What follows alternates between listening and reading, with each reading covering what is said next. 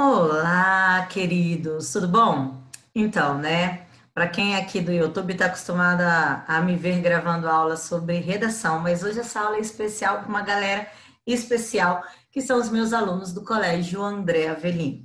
Tem uma galera que está no grupo de WhatsApp, tem uma galera que está na plataforma Teams, e aí tem uma galera que sumiu da plataforma Teams, e aí eu resolvi gravar essa aula, deixar aqui para você essa explicação e vou seguir acompanhando lá na plataforma também. Beleza? Então vamos lá. Eu já expliquei para vocês sobre concordância nominal e vou hoje explicar sobre concordância verbal, mas eu vou passar bem rapidinho pela nominal, aguenta aí, tá? Eu vou passar bem rapidinho para revisar a concordância nominal. Inclusive já mandei atividades de concordância nominal lá na plataforma Teams e vocês já responderam alguns. Quem não respondeu, corre e responde lá, por favor. Vamos junto. Então, concordância nominal, só para lembrar, é quando eu percebo dentro de uma construção de frase, certo? As palavras e a relação que existe entre elas. Mas que palavras são essas? São palavras que a gente vai dizer que são como se fossem nomes, ou seja, não são verbos, tá? A gente divide entre nomes e verbos e agora eu estou trabalhando só os nomes. Quais que são os nomes que eu vou observar com bastante cuidado? São os adjetivos, o artigo, os numerais, pronomes, e aí eu fico vendo a relação de todos eles com o substantivo também. E aí eu percebo como que eles se organizam. Revisando, você já viu esse material. Então, olha aqui essa frase aqui embaixo, ó. Os bombeiros realizam um trabalho digno, honesto e valioso. Beleza, como é que é o trabalho? Ou seja, trabalho é o meu substantivo. E como é que é o trabalho? O trabalho é digno, honesto e valioso. E aí eu tenho uma série de características, de adjetivos, que concordam com o trabalho. Entenda que trabalho é um substantivo que está no masculino e no singular. Então, como que seria uma concordância errada? Seria se eu tivesse um trabalho dignos, honesta, valiosa, e aí não, peraí, tá tudo bagunçado, não tem ninguém combinando com ninguém.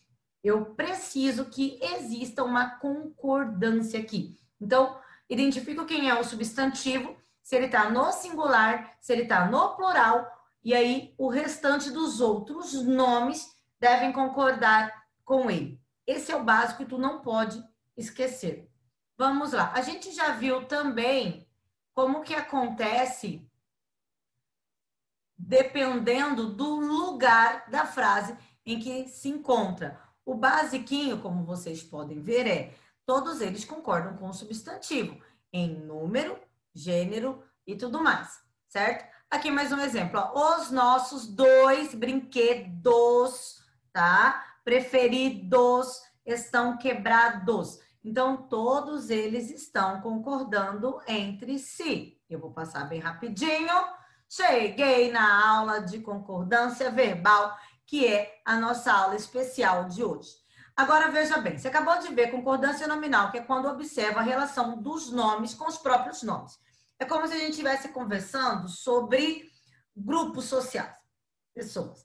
Então, você tem uma panelinha de amigos e outra panelinha. Aquela panelinha fechadinha, ela, de alguma forma, ela concorda, ela se combina, sabe? Só de trocar o olhar, as amigas já se entendem. Agora eu vou para uma outra panelinha, e a outra panelinha é a concordância verbal. A concordância verbal é a galera do fundão. Como que é a galera do fundão? A galera do fundão é forte, movimenta. E os verbos, por si só, eles são a classe verbal mais forte que a gente tem. É o grupo mais complexo. Por quê? O que eu tenho dentro do verbo? Eu tenho modo, eu tenho tempo, eu tenho divisão de pessoas. Primeira pessoa, segunda pessoa, terceira pessoa. Então, o verbo sozinho, ele já faz um baita movimento. Sabe o aluno mais sapeca da sala, aquele mais arteiro? Só dele faltar já faz uma diferença imensa na aula. Claro que os professores amam os alunos sapecas e terríveis, a gente ama. E aí, quando ele falta, a gente fala, nossa, que pena, fulano faltou. Tô falando sério, a gente sente falta dos sapecas. E o concordância verbal é quando eu olho para o verbo é esse cara sozinho que causa um super movimento de tão forte que ele é.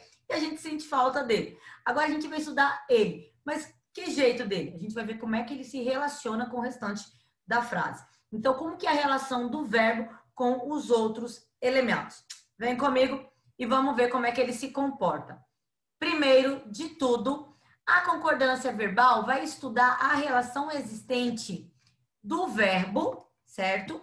Com as outras palavras. De forma básica, assim quando a gente estudou no nome, o verbo também deve concordar com as palavras ao qual ele se refere. Vem aqui comigo, ó. Por exemplo, tem um sujeito aqui, ó. O garoto, meu sujeito, era esperto, ok? Como que tá o garoto? O garoto, ele tá no singular. O garoto é quem? Agora vamos só relembrar a primeira, segunda e terceira pessoa. Eu vou te ensinar dois jeitos bem basiquinhos para você nunca mais esquecer. Acompanha aqui, vou pegar minha canetinha, vou fazer uma anotação, certo? Aqui no cantinho, para você nunca mais esquecer. Beleza? Então, digamos que eu só sei contar até 3. Então, eu escrevo assim, ó. Eu, tu, ele, nós, vós, eles. Eu disse que eu só sei contar até 3. Vamos brincar disso aqui. Então, eu conto 1, 2, 3. Eu só sei contar até 3. Eu vou contar de novo. 1, 2, 3. E agora, como é que organiza essa bagaça? Vai ficar da seguinte maneira. Esses aqui, ó, o primeiro grupo é tudo singular. O segundo grupo é tudo plural. Então, como é que você aprende na escola? Eu, tu, ele, nós, vós, eles. Conta. Eu, tu, ele, singular. Que ordem? Primeira, segunda, terceira. Básico. Agora vamos lá. Nós, vós, eles, plural. Que ordem? Primeira, segunda, terceira. Basiquinho. Agora vamos lá. Eu, quem fala, tu, quem ouve, ele não tá na conversa. Vamos de novo? Eu, quem fala, tu, quem ouve, ele não tá na conversa. Um outro jeito de você nunca mais esquecer. Eu, quem fala, tu com quem eu tô conversando, quem tá me ouvindo, e ele é o motivo da minha fofoca. Então, o ele nunca tá presente, certo? Agora, o garoto era esperto. O garoto quem? Eu? Não, cara. O garoto é você? Não, o garoto é ele. Eu tô conversando sobre ele. Então, eu tô fazendo uma fofoca sobre ele. Se eu tô fazendo uma fofoquinha, ele é terceira pessoa. Ficou fácil, né? Facíssimo.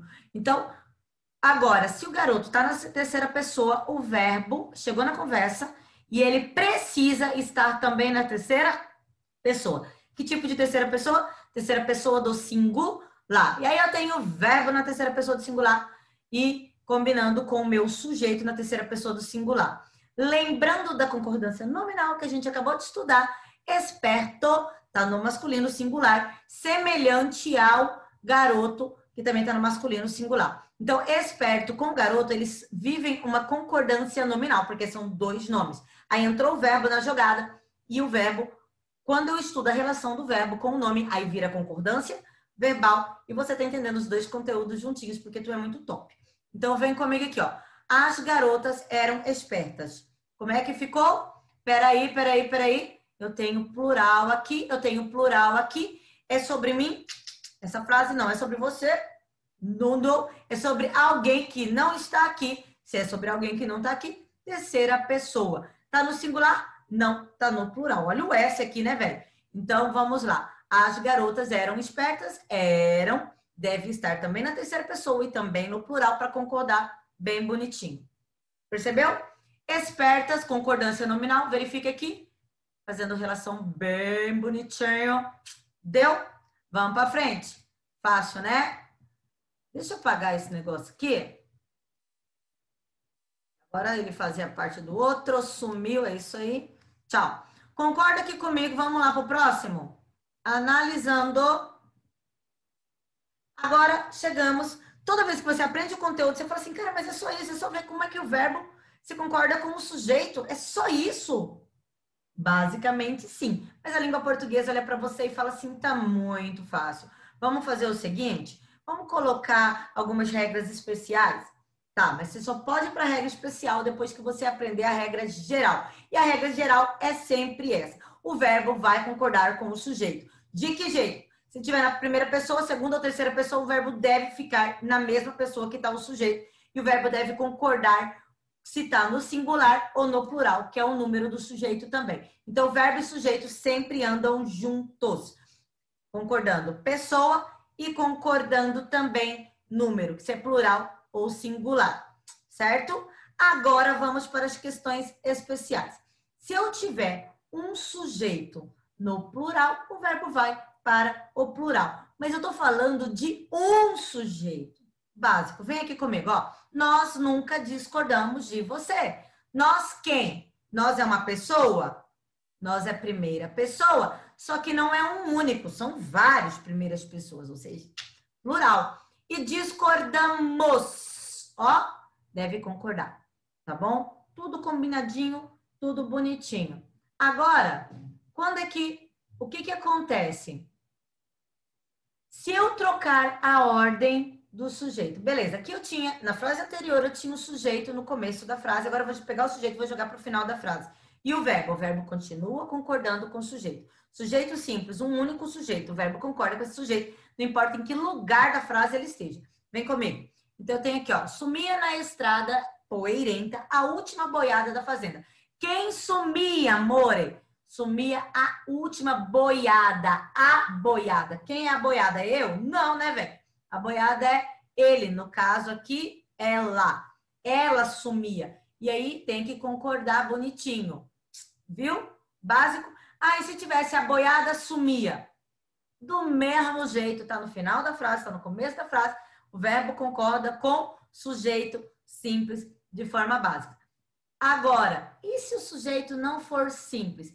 E se eu tiver um sujeito composto? Parei. O que é o sujeito composto? Sujeito simples, um indivíduo só. Sujeito composto, eu coloco mais de um para concordar, certo? Vejamos aqui, ó. O ônibus e o caminhão deslizaram na pista. Então, eu quero que você conta um sujeito mais outro sujeito. Detalhe, dá uma olhadinha. Existe ônibus? Existe caminhão? Você consegue parar e colocar na sua cabeça o desenho de um ônibus, o desenho do caminhão? Eles são concretos, eles se concretizam na sua mente. Então, você soma eles. Então, eu tenho um mais um, eu tenho uns dois. Então, o verbo vai para o plural, porque eu tenho um sujeito composto e ele concorda. Agora, vamos para uma opção. Você pode deixar no plural ou no singular quando você tem aqui, ó, quando os núcleos são sinônimos. E aí, eles têm uma questão tipo enumeração, tá? Eles têm um mais um, mas é uma questão que vai aumentando. Nesse caso, se você deixar no plural, tá certo? E se você deixar no singular, também tá certo. Leia aqui comigo. A paz e a tranquilidade reina naquele lugar. Então, pode tanto ser no singular quanto ser no plural. Uma outra questão é que eles aqui, eles não se materializam. Você pensa e eles não se formam. Então, é como se fosse, né, abstrato. Mas funciona do mesmo jeito. Tá? Não é abstrato. Eu falei como se fosse. Vamos embora. A angústia, a inquietação, o desejo o dominou. Então, eu poderia tanto escrever o dominou, como poderia escrever o dominado. Então, sossega, fica de boas, porque se você colocar no plural, tá certo? E se você colocar no singular, também tá certo. Ok? Aqui a explicação do sujeito composto demorou a aparecer, mas tá aí pra você gravar. Ok? Agora, se o sujeito composto estiver depois do verbo, ele poderá concordar com o mais fácil, o mais próximo, desculpa, ou ele fica no plural. De novo, deixou no singular, tá certo, deixou no plural, tá certo. Vem comigo. Foi ao parque de diversão. O filho, a mãe e o pai. Então, nesse caso, o verbo está na terceira pessoa do singular, porque está concordando com o filho, que está na terceira pessoa do singular aqui também, ó. Só ele, só um. Agora, o que eu fiz? Eu vou colocar o verbo no plural. Por quê? Porque eu somei todo mundo. Ficou um sujeito composto. Então, foram ao parque de diversão, o filho mais um, a mãe mais um, o pai mais um. Nesse caso, eu somei todo mundo e coloquei o verbo no plural. Ou seja, tu tem opção. É correto deixar no singular, é correto deixar no plural. Parei, você fala assim, ah, legal, então não precisa aprender isso. Eu não estou falando só de você escrever, amor. Até porque, vamos falar de redação, a dissertação argumentativa, tu vai priorizar verbos na terceira pessoa. E básico, e é isso, porque ele tem que ser impessoal, ok? Agora, imagina só, você está fazendo um concurso, você está fazendo um vestibular e tem questão de marcar X. E se você aprendeu que tanto faz e esqueceu da regra, aí talvez você vai ver no singular e vai pensar que está errado. Então, eu preciso que você entenda que pode ser usado no singular e que também pode ser usado no plural. E se você está assistindo isso aqui, tu é aluno do terceirão, amado, tu vai fazer vestibular e você pode já começar a fazer concurso público. E esse assunto é necessário em concurso e é necessário em vestibular para questões objetivas. Então, para e aprende. Agora vamos para mais uma variação de regra, tá? E é aí que começa a pegar. Quando o verbo for constituído por pessoas gramaticais diferentes, ele ficará no plural. O que é pessoa gramatical diferente? Tá? Eu tenho, por exemplo, primeira pessoa misturado com segunda pessoa misturado com terceira pessoa. Qual que é a regra? Eu tenho uma primeira pessoa no singular. E aí, o verbo vai independente disso. Você percebeu que tem uma mistura de classes gramaticais diferentes, de pessoas gramaticais diferentes, na verdade. Então, o verbo vai ficar no plural. A regra diz. Então, acompanha comigo. Você, sua prima, terceira pessoa, e eu, primeira pessoa, iremos ao cinema. Ai, prof, aqui, ó, o mais perto tá na primeira pessoa. Não interessa, velho. Ele vai ficar na primeira pessoa do plural. Por quê? Porque mesmo o eu estando no singular, se o eu tá junto com o ele, então somos nós, nozes, né? Então, tá aí para vocês. Aqui é o mesmo caso. Agora, ó, tu e teu amigo ficareis aqui em casa, tá? Ou tu e teu amigo ficarão aqui em casa. Nesse caso, tá? Quando o verbo não faz parte do sujeito, o verbo ficará na segunda pessoa, que é o vós. Aqui pra galerinha do Mato Grosso é meio estranho, porque na nossa região, aqui, a gente quase não usa o vós, tá bom? Então, mas é essa regrinha aí e tá valendo. Passei. Agora, quando os núcleos dos sujeitos vierem ligados pela conjunção ou, ele pode tanto excluir quanto somar. Se somar, fica no plural. Se excluir, fica no singular. Como assim? Você agora vai ter que usar sua capacidade de interpretar o sentido da frase inteira. Veja comigo. Pedro ou Antônio será o presidente do clube. Não tem como os dois serem o presidente ao mesmo tempo. Eu estou excluindo um deles. Se eu estou excluindo, o que vai acontecer com o verbo? Não são os dois, é apenas um. Então, o verbo fica no singular. Por quê? Porque o sentido é de exclusão. Para isso, tu está estudando também interpretação de texto, certo? Agora, veja aqui. Laranja ou mamão fazem bem à saúde. Peraí. É uma ou a outra? Não, é as duas. Tanto faz. As duas fazem bem. Aqui eu tenho um sentido de inclusão. Por isso que o verbo fica no plural. Agora, mais uma regrinha. Nesse caso, quando eu tenho como sujeito um pronome de tratamento, o verbo ficará sempre na terceira pessoa, tá? Vossa Excelência leu meus relatórios. Beleza, eu tô conversando com ele, ele tá na minha frente, mas por regra, eu trato na terceira pessoa. É como se ele não estivesse aqui, de tão chique que ele é, tá? Pensa assim. Agora vamos para alguns casos especiais.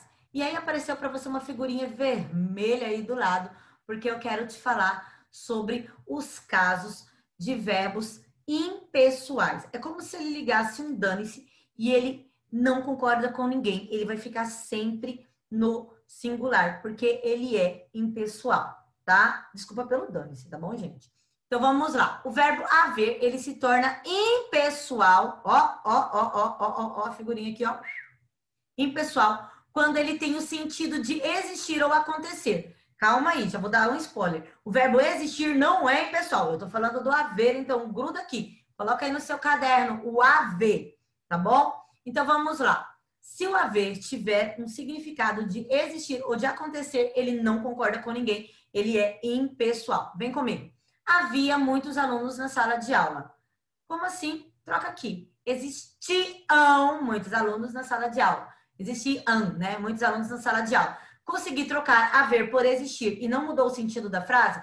Então, esse haver tem sentido de existir e por ter sentido de existir, ele é impessoal e ele não concorda com ninguém. Ele vai ficar sempre assim, estático, no singular basiquinho. Agora, vamos lá, segundo exemplo. Ó, aqui nunca houve brigas antes, tá? Nesse caso, aqui, a gente tem, ó, aqui nunca aconteceu brigas antes. Troquei por aconteceu. E aí, o que ele faz? Ele fica no singular estático. Não tem que concordar com brigas, ok? Vejamos. Só lembrando que eu acabei de dizer para você que o verbo existir não é impessoal e ele vai se flexionar assim, tá? Aqui o exemplo que eu disse ainda agora. Copiou? Beleza? Congela a tela? Eu vou passar para frente. Agora, quando haver, tá? Funcionar como um verbo auxiliar de outro verbo, ele vai concordar normalmente. Por quê? Porque agora ele é o apoio de alguém. Quem é esse alguém? Alguém que não se flexiona, tá? Os professores já haviam entrado quando ele chegou. Vem aqui comigo. Professores, terceira pessoa do plural. Entrado. Entrado é um verbo nominal. Então, ele não vai se flexionar, porque ele está funcionando aqui como um nome. Mas ele é um verbo. Então, o haviam é o apoio do verbo nominal. E por isso, o verbo nominal olha para ele e fala assim, se flexiona você, cara. Eu não. E aí, sim, nesse caso, ele se flexiona sim. Beleza? Passando. Quem mais, quem mais, quem mais? O verbo fazer, ele é impessoal quando ele é empregado no sentido de tempo e de tempo que está passando. Nesse caso, ele não tem que concordar e ele vai ficar aí, ó, desse jeitinho tá aparecendo na frase. Vem comigo, ó. Já faz muitos anos que não a vejo. Peraí, eu falei que o verbo a fazer, ele vai ficar no impessoal, olha o nosso desenho, se ele significar tempo que está passando, que já passou ou que está passando. E aí eu li aqui, ó, isso aqui tem sentido de tempo. Então, o verbo faz vai ficar aqui quietinho e ele não vai para o plural, tá bom? Aqui, ó, no caso de locução verbal, o verbo fazer, como todo verbo impessoal, transmite o singular para o auxiliar. E aí, quem que é o auxiliar? Ó, o deve. Tá? Já deve fazer muitos anos que não vejo. Aí quem vai mexer é o deve, tá bom? O verbo ser, quando indica horas ou distância, ele concordará com o predicativo. E aí, se você não lembra o que é predicativo, predicativo, ele é aquela palavrinha que acrescenta uma característica ao sujeito, beleza? Como se fosse um adjetivo do sujeito, tá? Então, vejamos, é 1 hora, são 3 horas. Nesse caso aqui, ó, ele se torna impessoal, beleza? Quando ele indica horas e distância, ele se torna impessoal e não se flexiona, tá? Nesse caso aqui. Agora, quando ele, tá? Ó, ele não vai apresentar sujeito e aí ele fica paradinho numa boa. Eu espero que você tenha entendido, pelo menos basicamente, esse conteúdo. Você recebeu uma apostilinha para você continuar estudando. Você já anotou no seu caderno e agora eu vou anexar no Teams para você atividades. Eu estou te acompanhando no Teams, beleza? Eu vou esperar as suas dúvidas. Espero que você tenha gostado do vídeo. Deixa um comentário aqui para mim. Deixa um comentário lá no Teams para mim também. Um beijo no seu coração e até a nossa próxima aula. Até mais, gente!